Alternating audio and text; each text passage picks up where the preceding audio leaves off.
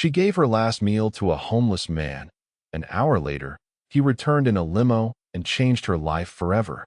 The air in the grand, meticulously appointed boardroom of Thorne Dynasty Holdings was thick with a tension palpable enough to crack the polished mahogany table.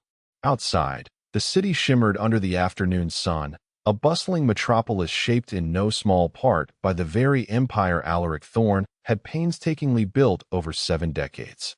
The sky, usually of vibrant azure, seemed to press down, mirroring the weight of the moment within the gilded cage of corporate power.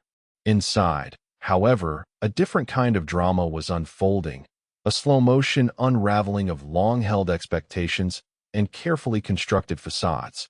Alaric, impeccably dressed in a custom-tailored suit that seemed to hum with understated power, leaned forward slightly, his gaze piercing, yet holding a detached amusement that his grandnephew, Sterling Hayes, and grandniece, Cordelia Hayes, were far too self-absorbed to notice. He observed them with the keen, almost clinical eye of a surgeon, dissecting their every micro-expression, every nervous twitch, every flicker of avarice that danced behind their polished smiles. He knew their minds were already racing, calculating the division of spoils, envisioning their own ascension to a throne they believed was rightfully theirs.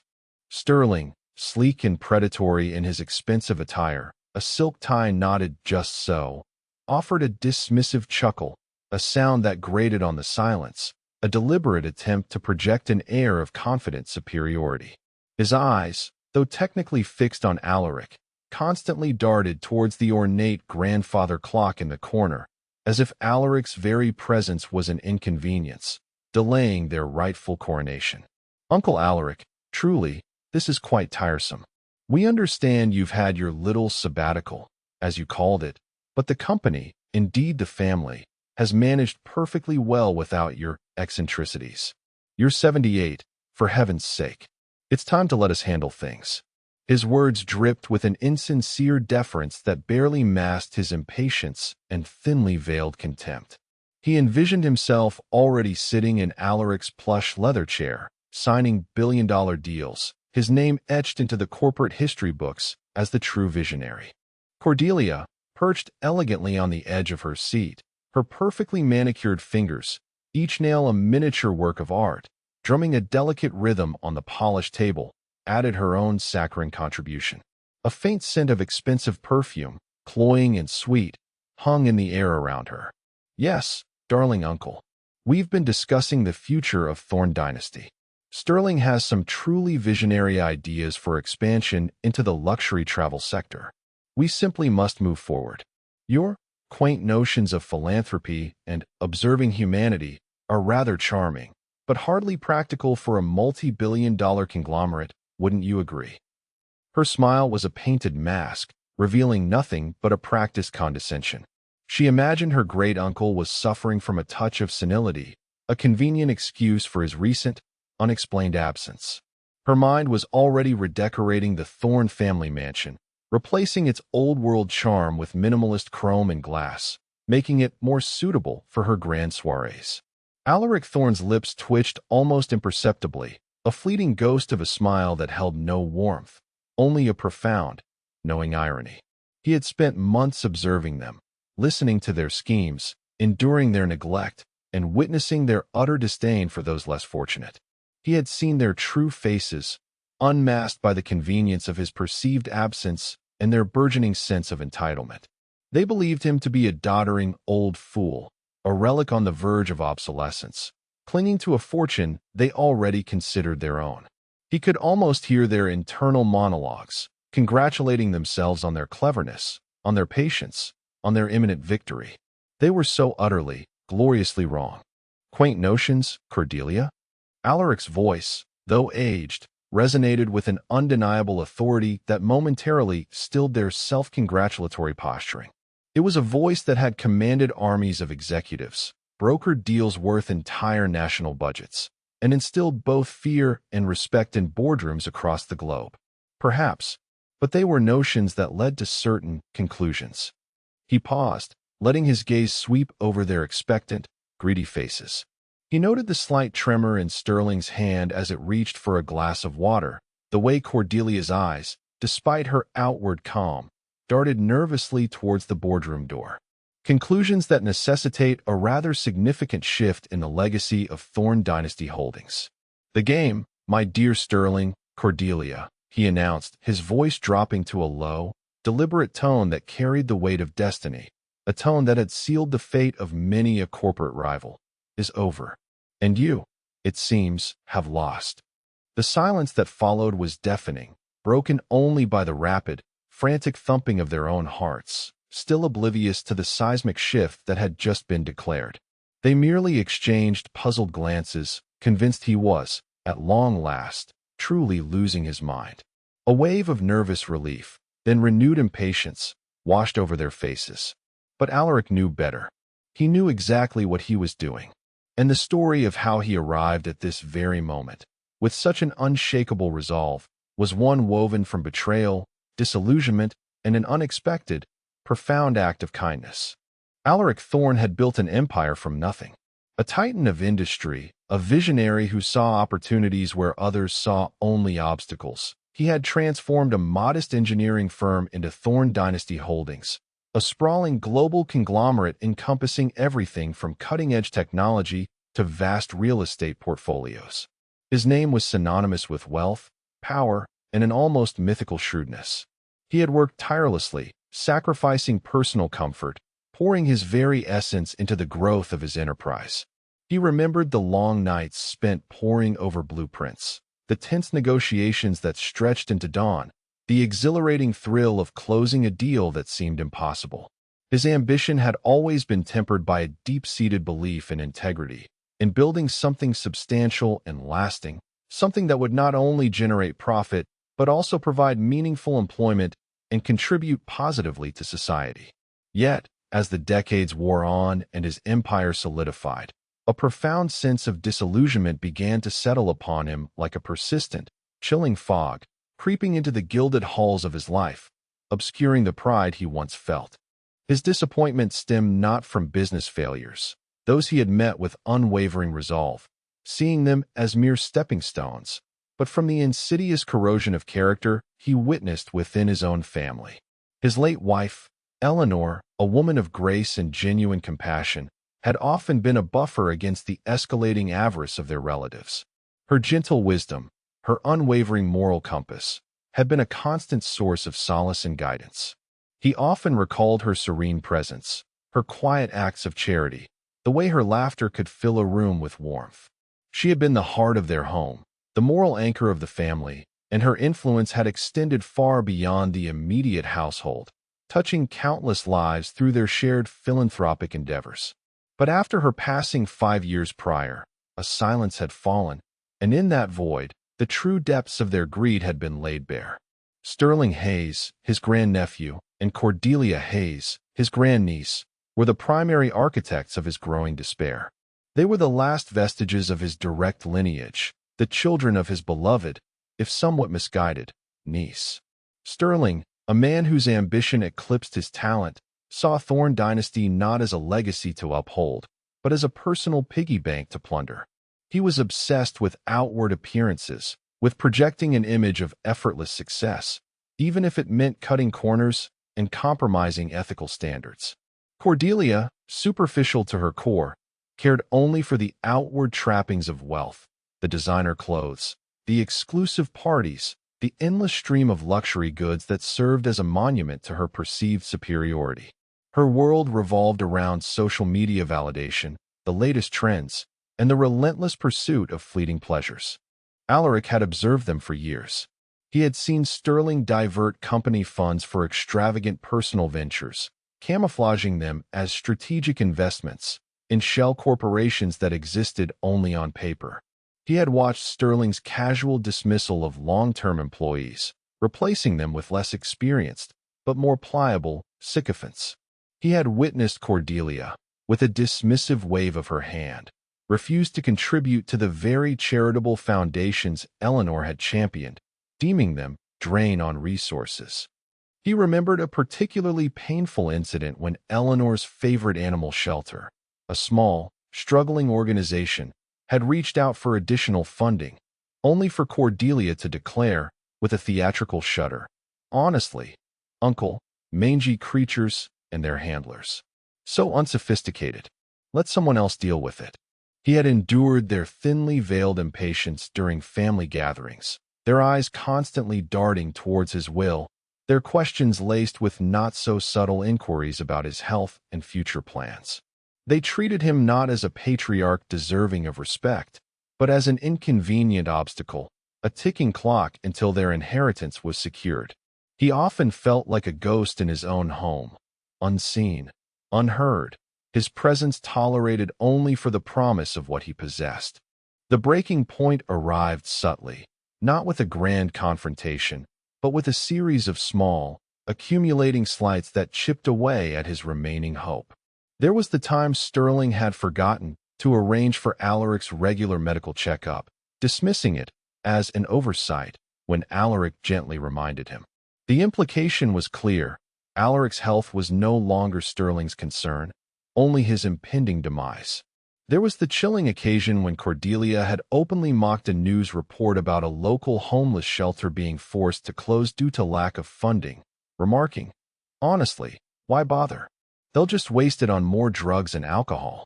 Her words, delivered with a casual cruelty, had sent a shiver down Alaric's spine, echoing the very sentiments he had fought against his entire life.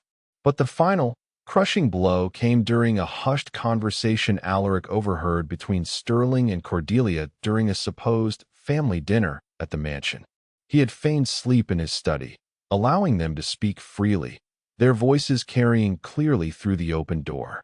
They were discussing his deteriorating health, not with concern, but with cold calculation, speculating on how long he might realistically cling to life, and how quickly they could liquidate certain assets once he was gone. "He's clinging on," Sterling had muttered, his voice low but audible, a hint of exasperation in his tone, like a barnacle on a ship. "And all this talk of social responsibility and ethical investing is just an old man's folly. Once he's gone, we can finally run this place properly, without his antiquated morals getting in the way." Sterling spoke of selling off the entire renewable energy division, a passion project of Alaric's, for quick cash. Cordelia had simply giggled, a hollow, mirthless sound. "Indeed, I've already picked out a new yacht. The Dynasty Dream. Darling, it's absolutely exquisite. And we simply must sell that horrid old mansion. It's so, Alaric. All those dusty books and antique furniture. We need something more modern, more us. Perhaps a sprawling penthouse in Manhattan, or a sleek villa in the Hamptons. Something truly fitting for the new face of Thorne Dynasty." She had then gone on to list the specific charities Eleanor had supported, deriding them one by one as financial black holes and reputation laundering schemes for the old man. The words echoed in Alaric's mind, a painful confirmation of his worst fears. These were not heirs to his values, but vultures circling a carcass. His empire, built on innovation and integrity, would be dismantled, its purpose perverted by their insatiable greed. He realized then that he could not simply bestow his fortune upon them, not without betraying Eleanor's memory and everything he believed in. A profound sense of helplessness washed over him, quickly replaced by a steely determination. He had to know if there was any true worth left in humanity, any glimmer of selflessness in a world seemingly consumed by materialism. He needed to find a worthy heir, someone whose spirit resonated with the values he held dear, someone who would use his legacy not for personal gain, but for the betterment of others. But how could he find such a person in the gilded cage of his own wealth, where everyone was either a sycophant or a schemer, eager to exploit his generosity? The idea, audacious and utterly unconventional, struck him one sleepless night, illuminated by the pale moonlight filtering through his penthouse window. He would disappear. He would shed his identity, his wealth, his status, and immerse himself in the world of the truly destitute. He would become invisible, a specter among the forgotten, observing human nature at its rawest. He would witness firsthand who truly offered kindness, who extended a hand without expectation of reward, and who simply passed by with indifference or, worse, contempt. He would find his true heir not in a boardroom, but on the streets, in the unforgiving crucible of poverty. The plan was meticulously crafted, every detail considered, every contingency accounted for. He feigned a sudden, severe illness, retreating from public life. His most trusted, discreet lawyer, Mr. Elias Vance, a man of unwavering loyalty and impeccable ethics, was the only one privy to his true intentions, tasked with managing his affairs and maintaining the illusion of his prolonged convalescence. Vance had initially resisted, expressing grave concerns for Alaric's safety, but Alaric's resolve was unyielding. "Elias," Alaric had stated, his voice firm, "this is not a whim. This is the last great challenge of my life. I will know, beyond a shadow of a doubt, who truly deserves what I have built." Alaric, a master of disguise from his days of covert corporate acquisitions, where he would go undercover to assess rival companies or potential partnerships, had perfected the art of transformation. He shed his expensive clothes for worn, ill-fitting rags, the kind found in charity bins, smelling faintly of mildew and neglect. His once immaculate silver hair became matted, his distinguished beard unkempt, streaked with grime. He stooped his shoulders, deliberately cultivating a frail gait, a shuffling walk that bespoke weariness and age beyond his years. He even practiced altering his voice, adding a rasp that spoke of hardship and neglect, a perpetual cough that completed the illusion of a man broken by life. His transformation was so complete that even his security detail, carefully vetted and loyal, would not have recognized him had they passed him on the street. He became Arthur, a nameless, forgotten elderly man, just another face in the silent, suffering crowd. His journey into the abyss of anonymity had begun, a desperate search for a flicker of light in the overwhelming darkness. The transition from the opulent comfort of his penthouse, with its panoramic city views and personalized climate control, to the unforgiving concrete of the city streets was brutal, a shock to Alaric's very soul. The cold bit through his thin layers, seeping into his bones, a constant ache that never subsided. The relentless roar of traffic, the blare of horns, the cacophony of a million lives rushing past him, grated on his nerves, a stark contrast to the insulated quiet of his former existence. And the gnawing hunger, a persistent, unwelcome companion, became a physical and mental torment, reducing his world to the desperate search for the next meager meal. He learned quickly the silent language of the streets, the wary glances, the averted eyes, the subtle hierarchies among the dispossessed, the unspoken codes of survival. He saw suffering on a scale he had only ever read about in reports, in abstract statistics, and academic papers. Now, it was real, raw, etched into the faces of the people he encountered. The indifference of the passing world, the blur of well-dressed commuters rushing past without a second glance, was a constant, searing pain, a profound loneliness that chilled him more than any wind. He was no longer Alaric Thorne, the Titan. He was Arthur, invisible, ignored, a mere shadow in the periphery of a hurried world. He found a strange clarity in this anonymity, a profound understanding of the human condition that wealth had obscured. His observations of Sterling and Cordelia were the most agonizing, each citing a fresh wound to his spirit. From a distance, Alaric watched them move through their lives, oblivious to his proximity. He saw them at lavish charity galas, held in gilded ballrooms that Alaric had himself funded, where they preened for cameras, their smiles dazzling but empty.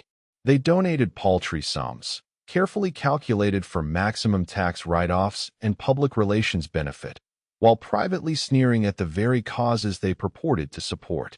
One evening, he huddled in the shadows across from a Michelin-starred restaurant, the tantalizing aroma of gourmet food, truffles, seared scallops, fine wines, a cruel torment to his empty stomach. Through the large, gleaming glass windows, he watched Sterling and Cordelia, bathed in the soft glow of candlelight, laughing raucously as Sterling recounted a story. Alaric strained to hear, pressing himself closer to the cold glass. And then, Sterling guffawed, wiping a tear of mirth from his eye. This disheveled old beggar, reeking of stale urine, actually had the audacity to ask me for $1. I simply told him to get a job. Honestly, the nerve of some people. Cordelia shrieked with laughter, dabbing at her eyes with a silk napkin, her amusement echoing in the silent street. Oh, Sterling, you are priceless. As if they would actually work. They prefer their freedom to hygiene, clearly. It's their choice to live like that. Alaric's heart clenched, a cold, hard knot of disgust forming in his chest. They were discussing the very people he now walked among, their words delivered with such casual, unthinking cruelty, as if the poor were not even human. On another occasion, Alaric positioned himself near the entrance of Thorne Dynasty Holdings, a towering monument to his life's work, a place he had once ruled with an iron fist. He saw Sterling and Cordelia emerge, flanked by imposing security, their faces alight with self-importance, basking in the glow of the flashing cameras of a small media contingent. A representative from a local soup kitchen, a well-meaning woman with tired eyes and a threadbare coat, approached them tentatively, clutching a clipboard filled with urgent requests. "Mr. Hayes, Ms. Hayes," she began, her voice earnest, tinged with desperation. "We're desperately short on supplies for the winter.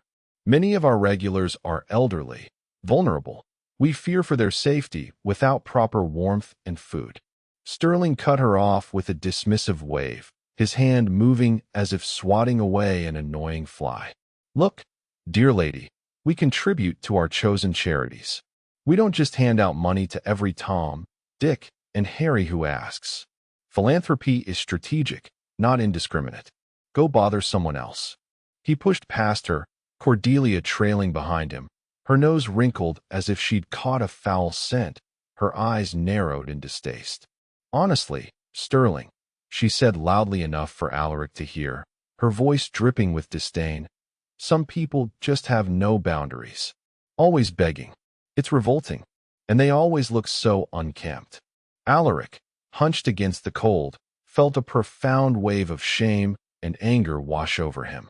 This was his legacy, his name, his values, embodied in their callous indifference. The sight sickened him. He had built an empire of progress, but they had turned it into a monument to their own self-serving vanity. He decided on a direct test, a final confirmation of their character. One frigid afternoon, the kind of cold that bit through bone, Alaric, bundled in his threadbare coat, his breath pluming in the icy air, positioned himself near a high-end coffee shop he knew Sterling frequented. He spotted his grandnephew emerging, a steaming latte in hand, engrossed in his phone, a self-satisfied smirk on his face as he navigated the bustling sidewalk. Alaric, summoning all his acting prowess, all the weary resignation of a man defeated by life, shuffled up to him, his voice a pathetic croak, dry and cracked. "Excuse me, sir. Could you spare $1? Or perhaps a sip of water? My throat is so dry. I haven't had a proper drink all day." Sterling glanced up, his eyes briefly registering Alaric's ragged appearance before narrowing in annoyance, a flicker of disgust crossing his features. He took a deliberate, slow sip of his latte, savoring the warmth, then sneered, his voice edged with contempt. "Get lost, old man. I work for a living. Find your own way. Don't you dare touch my coffee." He sidestepped Alaric, not even breaking his stride, and disappeared into the stream of passers-by, leaving Alaric shivering in his wake, the bitter taste of rejection more potent than any hunger pang. Later that day, it was Cordelia's turn. She was leaving a luxury boutique, her arms laden with expensive shopping bags from designer labels, her laughter echoing down the street as she chatted animatedly on her phone, oblivious to the world around her. Alaric approached her, his plea even more desperate, his voice a thin whisper. "Ma'am, please. I haven't eaten in 2 days. Just a little something, anything you can spare, a few coins, perhaps." Cordelia stopped, her perfectly made-up face contorting into a mask of theatrical disgust, her eyes wide with revulsion. "Oh, for heaven's sake, don't you dare come near me with those rags. You'll soil my new coat. It's cashmere. Honestly, The city needs to do something about you people. You're an eyesore. Disgusting. She actually recoiled, clutching her bags tighter, pulling her designer scarf higher to cover her mouth and nose, and hurried away, practically running, leaving Alaric standing alone, the bitter taste of rejection more potent than any hunger pang. He had known, intellectually, what to expect. He had heard their words from a distance, observed their actions from afar. But experiencing their disdain firsthand, as a forgotten nobody, was a crucible that forged his resolve into an unyielding steel. His family, he confirmed, was utterly unworthy. His decision was irrevocably made. As the days turned into weeks, the calendar pages blurring into a relentless cycle of cold, hunger, and indifference, Alaric continued his grim observations, the city an unforgiving tutor. He saw countless acts of casual cruelty, petty selfishness, and profound neglect. He watched people step over those in need, avert their gazes, or offer dismissive hand gestures. But then, amidst the crushing weight of indifference, a flicker of light appeared, a soft glow in the overwhelming darkness. Her name was Rosalind Meadow. He first saw her near the public library, a grand, old building with imposing stone columns, a place he had frequented in his disguised wanderings, finding solace in the quiet hum of knowledge. Rosalind, an elderly woman with kind, weary eyes that held a lifetime of quiet observation, and silver hair pulled back in a neat, unassuming bun, was a stark contrast to the hurrying crowds. She often sat on a bench just outside the library, meticulously arranging a small collection of worn books on a blanket spread before her, hoping to sell them for a few dollars. She wasn't begging, but quietly trying to make ends meet, maintaining a quiet dignity in her struggle. Alaric observed her for days, drawn to her gentle aura. He saw her offer a gentle smile to a lost child, patiently pointing a confused tourist in the right direction, and even sharing her meager lunch, a crust of bread, a few grapes, with a flock of pigeons, her hands moving with an almost reverent tenderness. She exuded a quiet dignity despite her apparent poverty, a grace that stood in stark contrast to the callousness he had witnessed. He learned from a brief, overheard conversation that she was a retired librarian, and the books she sold were from her own cherished collection. One particularly harsh afternoon, the sky wept a cold, relentless drizzle that chilled the very marrow of his bones. Alaric, shivering beneath the tattered awning, felt the familiar pangs of hunger, sharper and more insistent than ever. He hadn't eaten properly in days. His body ached with a deep, pervasive weariness. He saw Rosalind, huddled on her bench, her shoulders hunched against the damp, her small pile of books growing soggy, the ink blurring on their faded covers. She had a small plastic container clutched in her hands, her fingers blue with cold. She opened it, revealing a single, half-eaten sandwich and a few forlorn apple slices. It was clearly all she had left, a meager meal that barely constituted sustenance. Their eyes met across the damp pavement. Alaric, in his guise as Arthur, offered a weak, involuntary shiver, his teeth chattering uncontrollably. Rosalind's gaze softened with a profound empathy that Alaric hadn't seen in decades, a genuine warmth that seemed to emanate from her very being. She hesitated for only a moment, a fleeting internal debate, then, with a quiet determination that belied her frail appearance, she rose from her bench. Slowly, carefully, she made her way towards him, her worn shoes splashing softly in the puddles. "Here, dear," she said, her voice surprisingly gentle, a warm balm in the cold, wet air, as comforting as a forgotten melody. She extended the container towards him, her hand steady despite the chill. "You look as though you could use this more than I. Please, take it." Alaric stared at the half-sandwich, then at her face. He saw no pity, no judgment, no condescension, only pure, unadulterated kindness. This was her last meal, he knew it instinctively, a precious offering from someone who had next to nothing. "But, you need it," he rasped, his voice thick with emotion, his throat tight. He felt tears sting his eyes, a sensation he hadn't experienced since Eleanor's passing. Rosalind offered a small, sad smile, a tender curve of her lips. We all need something, don't we? But sometimes, sharing what little we have is the truest nourishment, the most satisfying meal. She gently pressed the container into his trembling hands, her fingers briefly brushing his, sending a surprising wave of warmth through him. It's a ham and cheese. And don't worry, I just had a little something earlier. You eat it all. You look terribly cold. She then reached into her worn purse, pulling out a thin, but clean, handkerchief, its edges slightly frayed. Here, she said, carefully wiping a stray drop of rain from his face, her touch feather-light. This weather is dreadful. Try to find somewhere dry to shelter once you've eaten. As Alaric devoured the simple sandwich, each bite a miracle of sustenance, a restoration of body and spirit, Rosalind sat beside him, not too close, but close enough to offer a silent, comforting presence. She didn't pry, didn't ask his name, didn't demand explanations for his circumstances. My name is Rosalind, she said softly, her gaze fixed on the rain-slicked street. I used to be a librarian. I missed the books, the quiet hum of knowledge, the stories that fill the shelves. But life has its twists, doesn't it? She spoke of her small pension, barely enough to cover rent, of her love for books, and how she missed the companionship of the library. She simply sat, sharing her meager warmth, offering a quiet dignity and an unspoken understanding that transcended their immediate situations. Alaric, Arthur, listened, his heart swelling with an emotion he hadn't felt in years. Hope. This woman, with nothing to give but her last meal and a few gentle words, had given him more than his vast fortune ever could.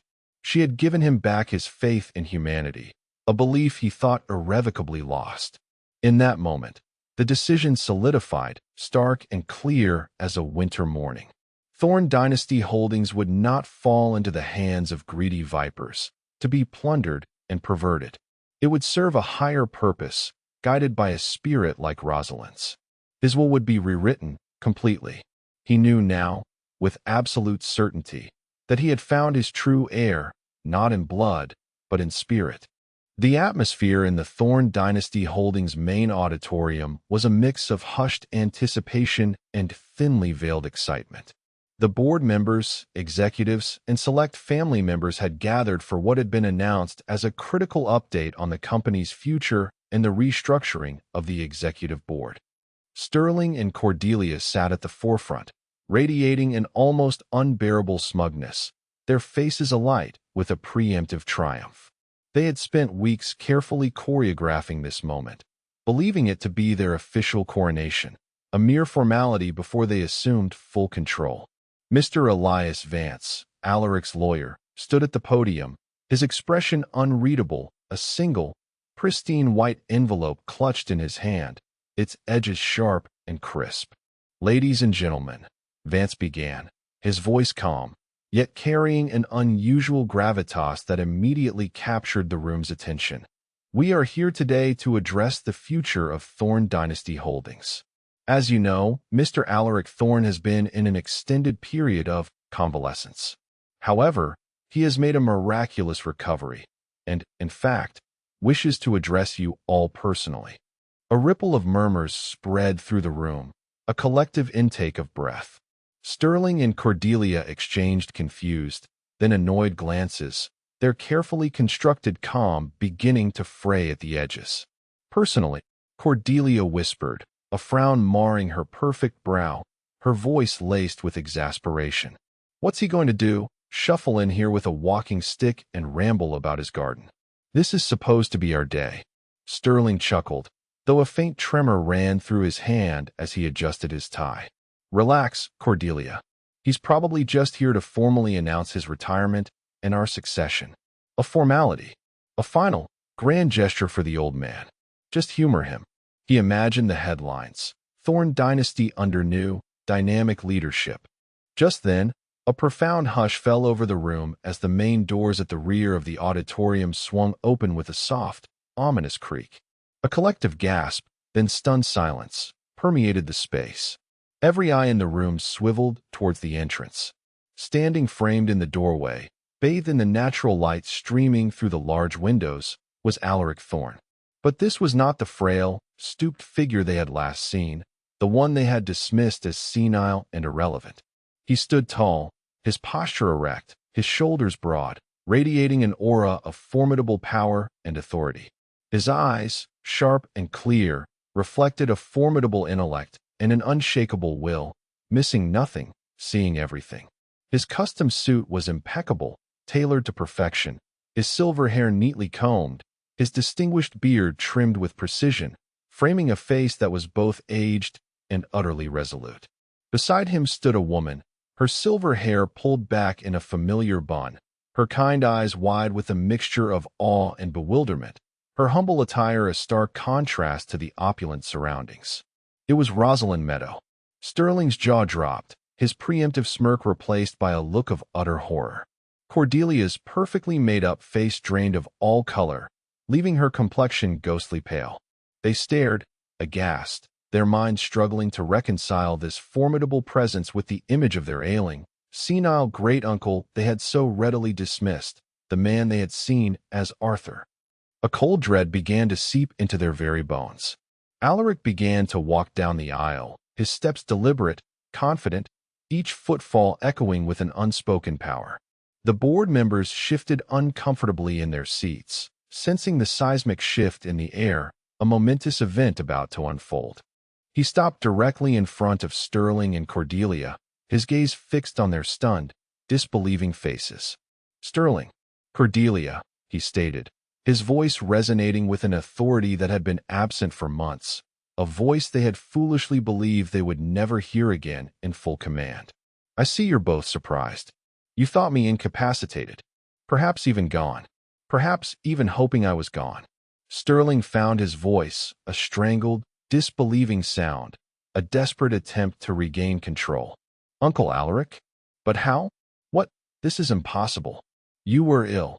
Alaric raised a hand, cutting him off with a gesture of ultimate dismissal. "Let me explain.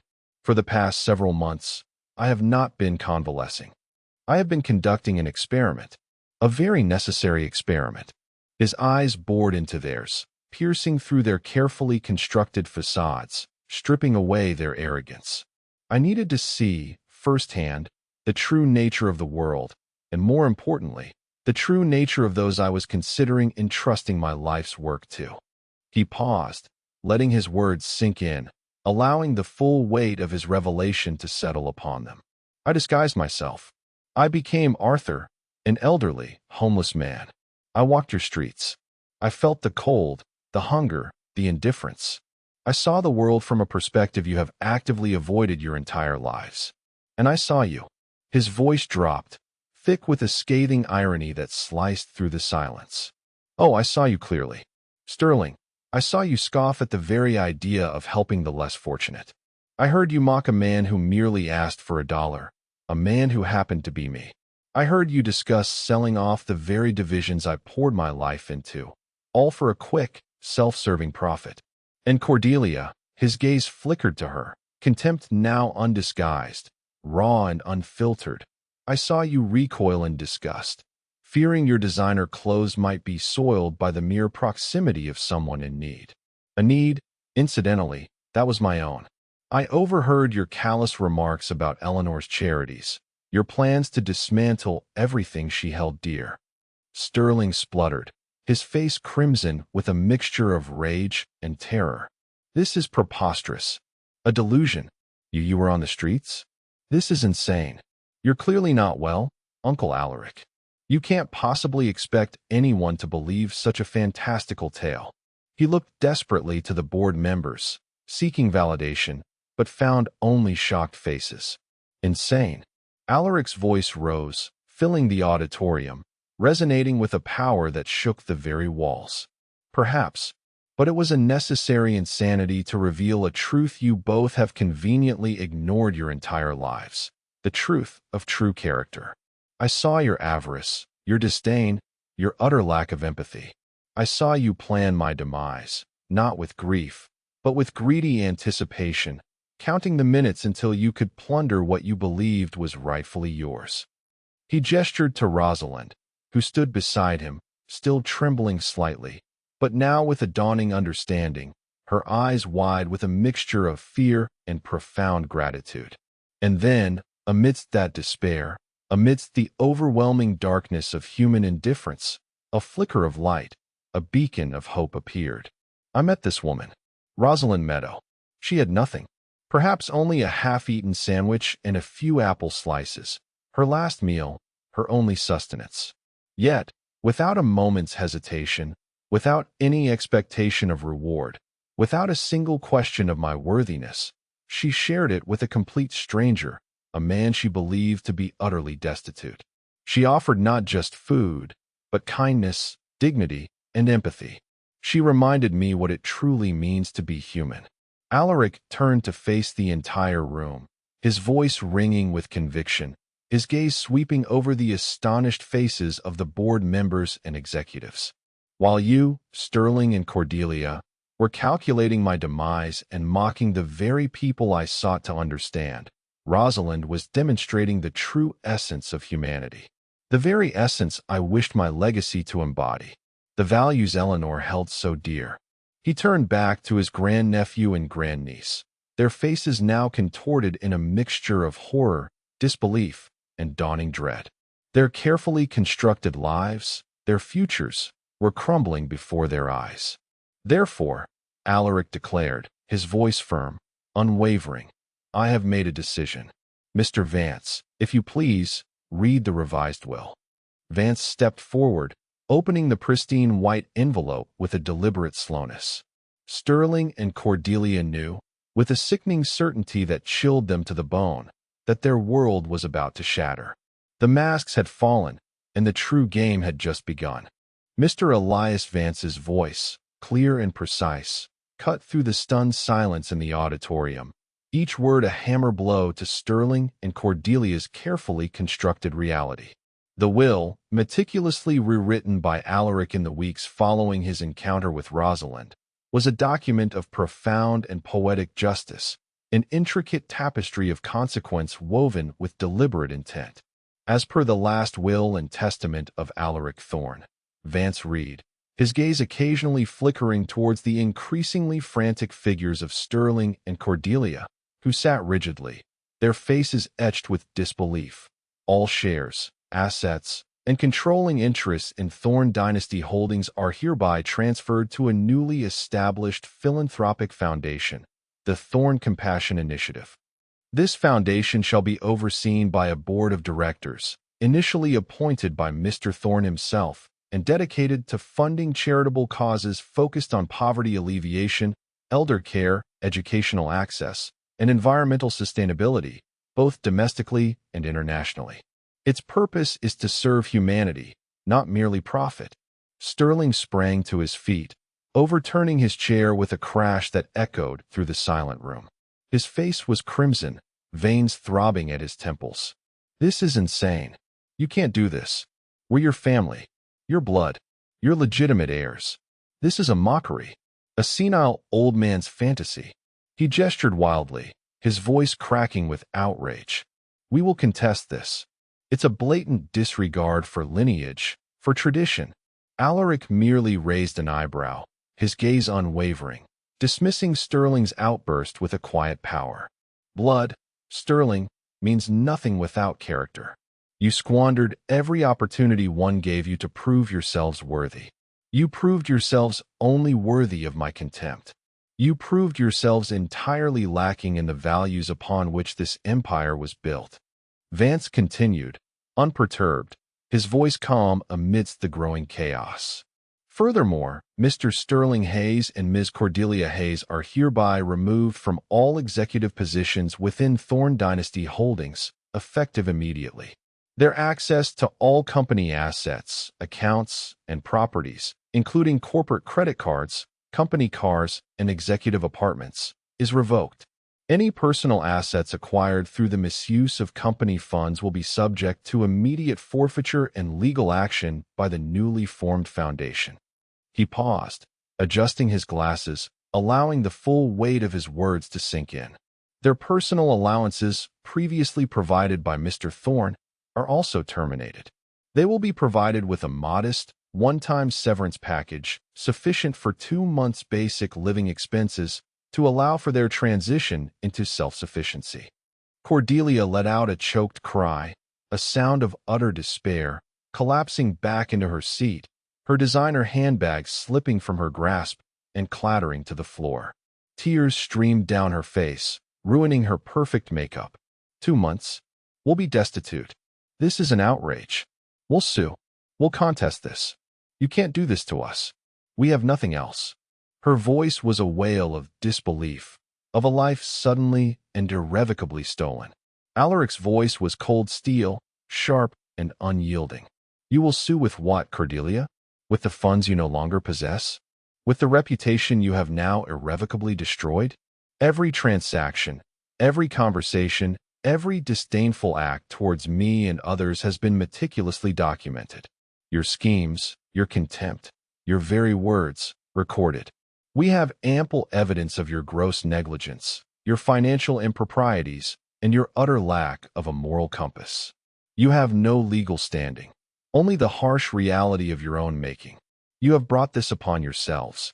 The fallout was swift and brutal, a public spectacle that would be whispered about for years. Within hours, Sterling and Cordelia were escorted from the Thorne Dynasty building by security, their executive offices sealed, their company cars repossessed. Their credit cards, once limitless, were now declined with humiliating regularity. Their personal bank accounts, which they had drained for frivolous purchases, now stood empty, a stark testament to their irresponsible spending. The news spread like wildfire through the city's elite circles, a scandal that shook the foundations of high society, displacing every other headline. The Thorne Dynasty had been rocked, not by a hostile takeover, but by an internal revelation of profound moral decay, a patriarch's ultimate act of repudiation. Their names, once synonymous with rising power and influence, became a byword for greed and poetic justice. They lost their extravagant homes, their luxury vehicles, their exclusive club memberships, their entire social standing. They found themselves, for the first time in their lives, facing true hardship, struggling to secure even basic necessities, a harsh mirror reflecting the very destitution they had once mocked. The irony was not lost on the observing public, nor, most acutely, on Alaric. He felt no triumph, only a quiet, resolute sadness for what could have been. As for Rosalind Meadow, her life was transformed in a way she could never have conceived, a ripple effect of her single act of generosity. As Vance continued reading, his voice softened, a warmth entering his tone. And finally, in recognition of her profound kindness and unparalleled selflessness, Ms. Rosalind Meadow is hereby bequeathed the residential property located at 14 Willow Creek Lane, a fully paid-for estate with ample grounds and a dedicated staff, to ensure her continued comfort and security. Furthermore, a substantial trust fund, sufficient to ensure her comfort and financial security for the remainder of her life, has been established in her name, with a significant portion specifically allocated to the creation and perpetual funding of a new public library in her community, to be named the Rosalind Meadow Library of Compassion and Knowledge. Rosalind, who had been listening with a mixture of disbelief and growing wonder, gasped, tears streaming down her face, her hands clasped tightly over her mouth. She looked at Alaric, her eyes filled with an overwhelming gratitude that needed no words, a silent promise of stewardship. He offered her a gentle, genuine smile, a warmth she had brought back into his life, a light he thought had been extinguished forever. "Me?" she whispered, her voice choked with emotion, barely audible. "A home? A library? But I just shared a sandwich." Alaric stepped closer, taking her hand, his touch firm and reassuring. "You shared much more than a sandwich, Rosalind. You shared humanity. You showed me that decency still exists, even in the darkest corners, when I had nearly given up hope. You are the true heir to my values, and it is through you, and the foundation, that my legacy will truly flourish, providing lasting good for generations to come." The board members, initially shocked into silence, now looked at Rosalind with a mixture of respect and awe. They had witnessed a man, one of the wealthiest in the world, choose kindness over blood, compassion over avarice. They had seen the true power of a single act of generosity, how a simple gesture could alter the course of an empire. Rosalind, the retired librarian who had once struggled to sell old books to survive, was now the benefactor of a fortune, her future secured, her dream of knowledge accessible to all about to become a vibrant reality. The scales of justice, long out of balance, had finally, dramatically, tipped. Months turned into a year, then two, and the world slowly adjusted to the new reality of Thorn Dynasty Holdings. The Thorn Compassion Initiative blossomed under the careful guidance of Elias Vance and a hand-picked board of ethical, dedicated individuals, channeling vast sums into projects that genuinely uplifted communities and alleviated suffering across the globe. They funded innovative educational programs, built state-of-the-art elder care facilities, established sustainable farming initiatives in developing nations, and launched ambitious environmental conservation efforts. Alaric, no longer constrained by the pretense of illness or the burden of a failing family, devoted his remaining years to overseeing the foundation, finding a profound peace in seeing his wealth used for its true, intended purpose. He often visited the Rosalind Meadow Library of Compassion and Knowledge, a beautiful, modern building that quickly became the heart of its community, a beacon of learning and warmth, its shelves overflowing with stories, new and old. He would watch Rosalind, vibrant and joyful in her new role as the library's honorary director, greeting children with stories, helping students with research, her eyes still holding that familiar, gentle kindness. She had not become extravagant, but rather a quiet philanthropist in her own right, her humility untouched by her new fortune, using her resources to enrich the lives of others, just as Alaric had envisioned. Sterling and Cordelia, however, fared quite differently. Stripped of their wealth, their connections, and their very identities, they quickly fell into obscurity. Their attempts to regain their former lives were met with ridicule, with doors slammed shut in their faces by former associates and fair-weather friends. They learned, in the harshest possible terms, the value of $1, the sting of public contempt, and the profound emptiness of a life built solely on material gain. They were forced to take menial jobs, Sterling as a low-level sales associate, Cordelia as a retail clerk in a discount store, struggling to make ends meet, to live in small, cramped apartments, a stark contrast to their former mansions. They often saw news reports about the Thorn Compassion Initiative, or the thriving Rosalind Meadow Library, a constant, painful reminder of the empire they had lost, and the simple act of kindness that had truly mattered, the one they had so cruelly dismissed. They had everything and lost it all, not because of external forces, but because of the rot within their own souls. Alaric Thorn, observing it all from a peaceful distance, finally understood the true measure of a person. It was not in the accumulation of wealth, or the grandeur of their name, or the power they wielded in boardrooms, but in the quiet, often unseen, acts of compassion and empathy they extended to others. He had found his true legacy, not in the continuation of a dynasty through bloodline, but in the propagation of kindness and generosity through a woman whose heart was truly golden. The story of Alaric Thorn and Rosalind Meadow became a quiet legend, whispered in boardrooms and celebrated in the humble streets, a modern fable of redemption and justice. It served as a powerful testament to an eternal truth. True character is not forged in the spotlight of success, but revealed in the silent shadows of adversity. And while the world often rewards the cunning and the ruthless, it is genuine kindness, extended without expectation, that ultimately yields the most profound and lasting reward, transforming not just lives, but legacies, forever. Asterisk asterisk. If this story touched your heart and made you think about the true meaning of generosity, then you're in the right place. We share powerful narratives just like this one every week. Make sure you don't miss out on our next compelling tale by hitting that subscribe button and turning on the notification bell. What was the most surprising moment for you in Alaric's journey? And what do you think Sterling and Cordelia learned from their harsh lesson? Share your thoughts in the comments below. We love hearing from you.